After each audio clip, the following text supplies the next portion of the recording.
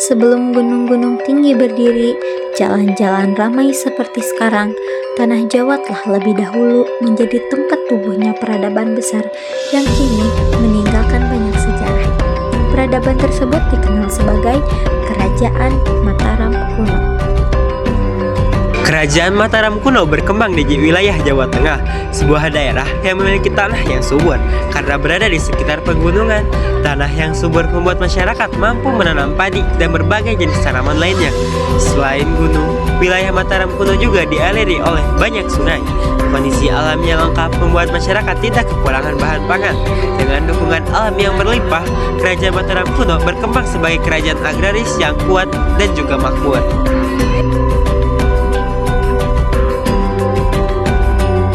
Kerajaan Mataram kuno mulai berkembang sekitar abad ke-8 Masehi. Bukti keberadaan kerajaan ini dapat ditemukan dalam berbagai prasasti.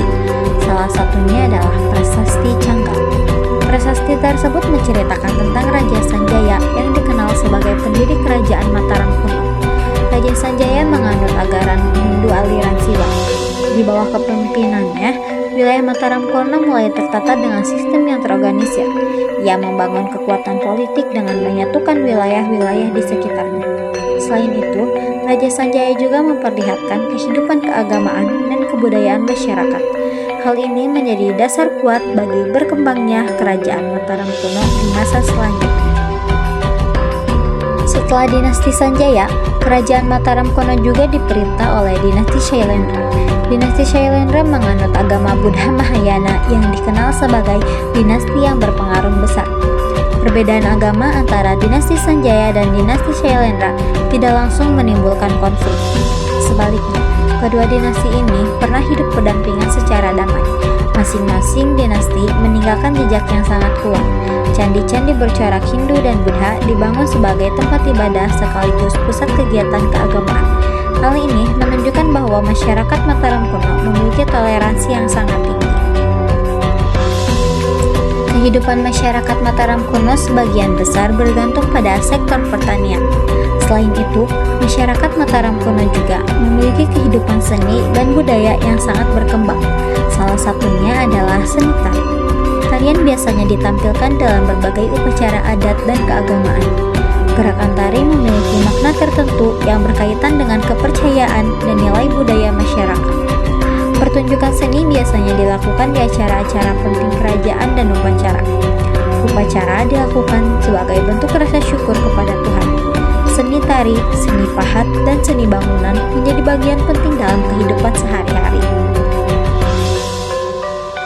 Masa kejayaan Kerajaan Mataram kuno terjadi pada masa pemerintahan Raja Samaratungga. Raja Samaratungga adalah raja besar dari dinasti Shailendra yang menganut Buddha Mahayana. Pada masa pemerintahannya, Kerajaan Mataram kuno mencapai puncak kejayaannya dalam bidang budaya dan agama. Salah satu bukti kejayaan tersebut adalah dibangunan Candi Borobudur. Candi Borobudur merupakan candi Buddha terbesar di dunia yang dibangun sekitar abad ke-8 Masehi. Pembangunan candi ini dilakukan dengan perencanaan yang sangat matang dan melibatkan ribuan masyarakat.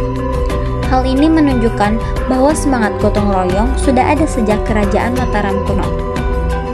Candi Borobudur bukan hanya tempat ibadah, tapi candi ini juga menjadi pusat pendidikan agama Buddha serta tempat pembelajaran nilai-nilai kehidupan. Hingga saat ini, Candi Borobudur tetap berdiri kokoh dan menjadi simbol kejayaan masyarakat Mataram kuno. Kerajaan Mataram kuno mungkin telah lama runtuh dan tidak lagi berdiri sebagai sebuah kerajaan. Namun, warisan kebudayaan dan sejarahnya masih hidup dan dapat kita rasakan hingga sekarang. Candi-candi yang berdiri megah di tanah Jawa menjadi saksi bisu perjalanan panjang peradaban masa lalu. Melalui peninggalan-peninggalan tersebut, kita dapat memahami betapa majunya peradaban Mataram kuno pada masanya. Kemajuan itu tidak dapat dilihat dari bangunan fisik yang megah, tapi juga dari nilai-nilai yang mereka tinggalkan bagi kita. Kita belajar bahwa kerjasama dan persatuan menjadi kunci utama lahirnya sebuah peradaban besar. Pembangunan candi-candi besar menunjukkan betapa kuatnya semangat gotong royong pada masa itu. toleransi agama yang terorganisir yang telah terjadi sejak ratusan tahun yang lalu. Perbedaan keyakinan tidak menjadi penghalang untuk hidup berdampingan. Justru dari perbedaan tersebut, lahirlah kebudayaan yang kaya dan beragam. Sejarah bukan hanya tentang masa lalu. Sejarah adalah sebuah cermin yang memberi kita pelajaran bagaimana sebuah peradaban dibangun.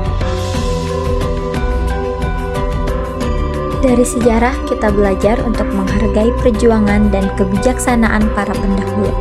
Oleh karena itu, sudah menjadi tanggung jawab kita bersama untuk mengenal sejarah bangsa kita sendiri.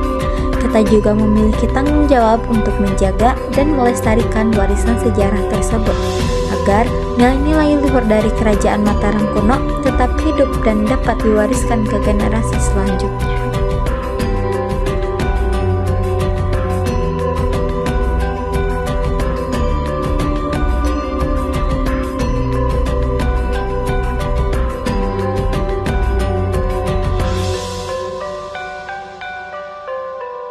Ya, setelah membahas tentang Mataram kuno ini, aku jadi lebih tertarik sama sejarah Indonesia. Ternyata banyak fenomena yang ada di Benar sih, aku juga setuju.